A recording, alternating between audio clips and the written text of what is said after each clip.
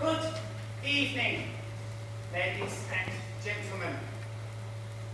This is rather an anointed day at our little university, the occasion of the oral section of your final examinations.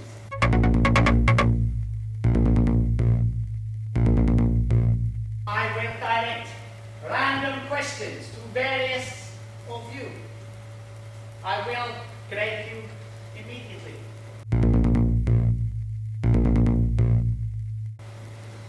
Keep in mind, however, I may repeat any question at any time to any one of you. Needless to say, I wish you all very good luck. It is the hope of this university, its faculty and administration, that this class of 99, already so scholastically distinguished, continues its high level of performance in this, your final examination.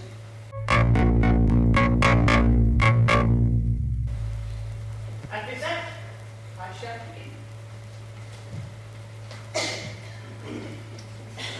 The main heading is science, with a subheading of propulsion. In the middle of the 13th century, a scientific work emerged in the Greek language by Marcus Grekus. Annotate this work for me, please. Serling. Mr. Singh. Publication in question is an extract from the works of Albertus Magnus and Roger Bacon. Miss Palmer. Roger Bacon was called what? The English powder monk. Miss Khan. This work is now available in what language and how is it identified? It is available in Latin translation. Its subtitle, Liebe Ignium Aedis of Rentum Mostes.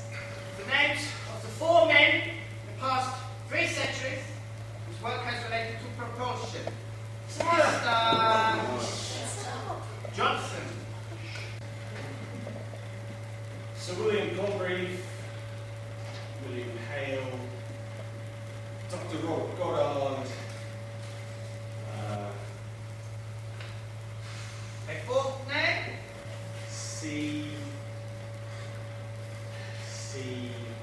A shiny body of water, Mr. Johnson? Perhaps a Spanish affirmative. Can you continue, Mr. Johnson? well, it's the name with 2 initials. That will be all, Mr. Johnson. I said that will be all, Mr. Johnson. Part of my answer was correct. I'm sorry. So what is your point? I said part of my answer was correct. I gave 3 names. Yes, Mr. Johnson, you gave me 3 names. I asked for 4. I gave 3 out of the 4. 3 out of the 4, Mr. Johnson, is inadequate.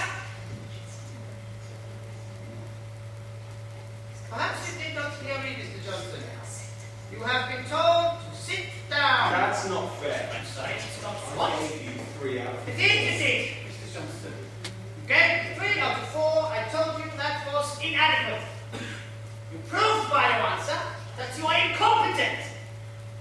You are now further proving by your behavior that you are even less responsive to authority than you are to the scholastic criteria established for graduation.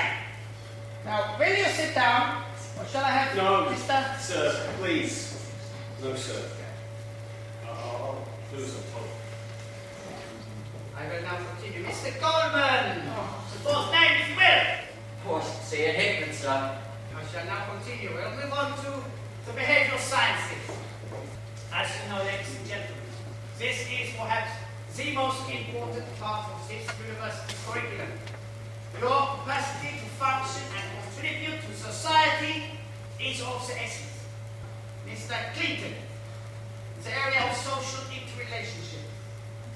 A hypothetical case. Look to your right, please. Young man, Mr. Kukulova. The hypothesis as follows. Mr. Singh is in competition with you for a very important professional position. Mr. C, you are aware of him. You are mutually aware of each other's personalities. Now, Mr. Clinton first. Describe Mr. C for me. About 5'7", approximately 150 pounds. His age? 20, maybe 21. Look at him now. Is there any other salient feature which you might consider relevant? He's Asian. I can't do anything. Being Asian, he may pose some special problem. What special problem might you anticipate? Fundamentalist. What? Extremist. Anything else? Possibly inferior. Being Asian, he may be inferior. So, we have Mr. Signer as an entity, a possible block to your ambitions, an inferior man trying to usurp your authority. What would you do with a man like that, Mr. Clinton? I'd slap him. Yeah, right. Quite correct, you would slap him. But do so if you will. Yes, sir. Rise, please, Mr. Signer. Do it hard.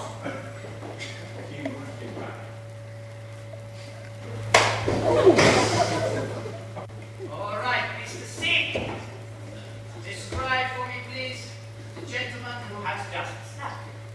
5'11", about 180 pounds, 21 years of age, blonde hair. His complexion? White. He is a Caucasian. A Caucasian. Primary emotional level again, please. A reaction. Bigoted. Aggressive. Preset prejudices. Illogical attitudes. And your response to him? Slapping back. Do so if you will. All right, gentlemen, independently please. A reaction to what you have just done.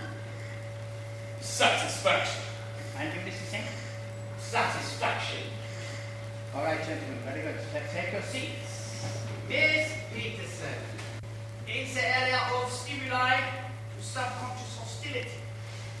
Look around the room for me, please. Pick a subject whom you react to on a primarily negative way.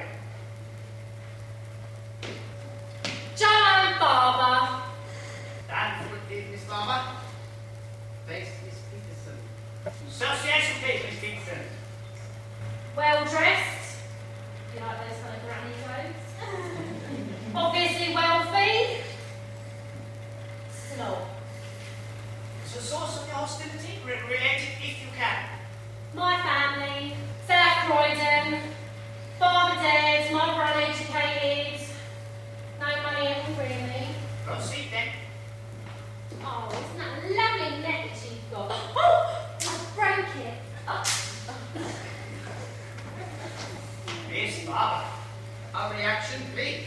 Hostility source first. Gutter scum! Ignorant! No graces! Envious! Money conscious! Social climber! Proceed then.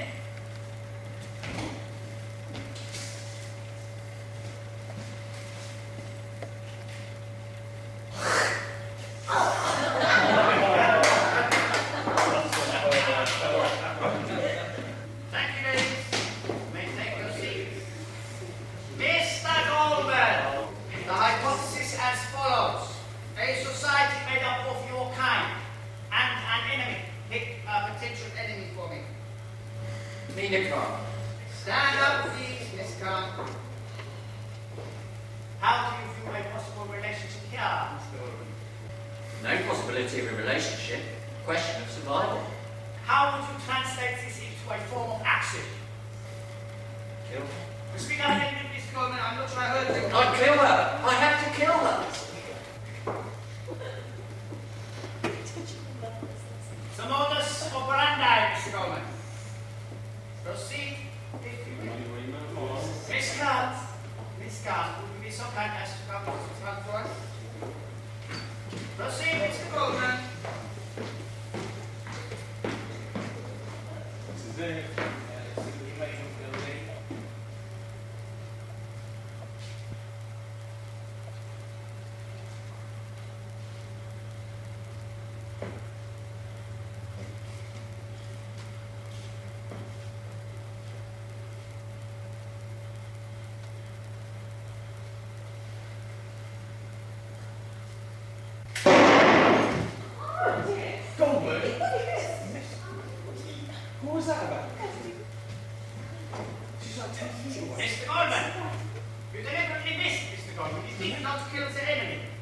deliberately missed her, sir.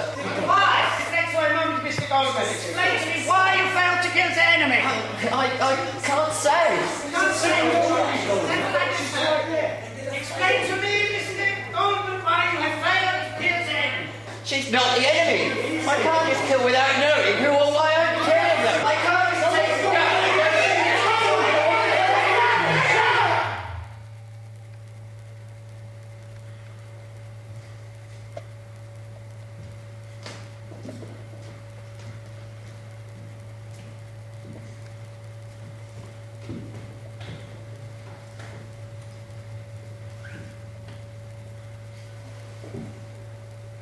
This is unusual.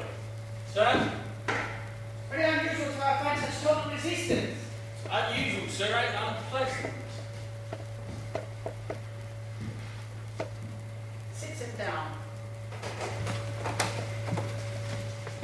Give me selective control. Mr. Johnson, your attention please. Sir? We have previously set up a hypothesis of a social and political problem. Do you recollect it? Yes, sir, I do. You had established the presence of the enemy. You requested Goldman. Yes, never mind what I requested Goldman to do. You will assume his role. And in the meantime, you will relate to me the new ramifications of the problem. Goldman, he has failed to fulfill his responsibilities. Yes, very good. Go on. So what evolves is yet a second enemy. It's the nature of? Traitor. Subversive. And unreliable.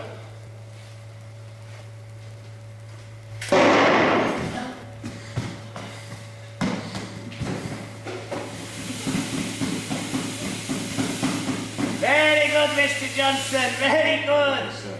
You have redeemed yourself admirably. And you get an A.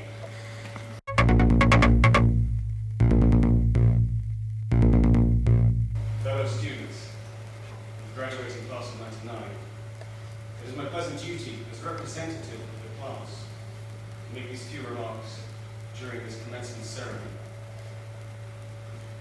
We need not be reminded of recent history or why we are here. It is sufficient to recollect that major war, pestilence, pollution have reversed the overpopulation trend and left the world depleted and diminished. It is for this reason that we have been created, to repopulate society. We have been created by man in his image. Everything that we know, our attitudes, our values, are part of the integral data fed into us, and we shall use them as a point of beginning. We must be just, but ruthless in terms of survival. To kill an enemy is an act of purification, an act of cleansing. We must recognize that many of the ancient virtues are simply weaknesses. For example, to tolerate an inferior is an act of misplaced compassion, and as such interferes with our function as members of this society. We shall repay our debt to man by emulating him. We shall act as men, react as men. We shall be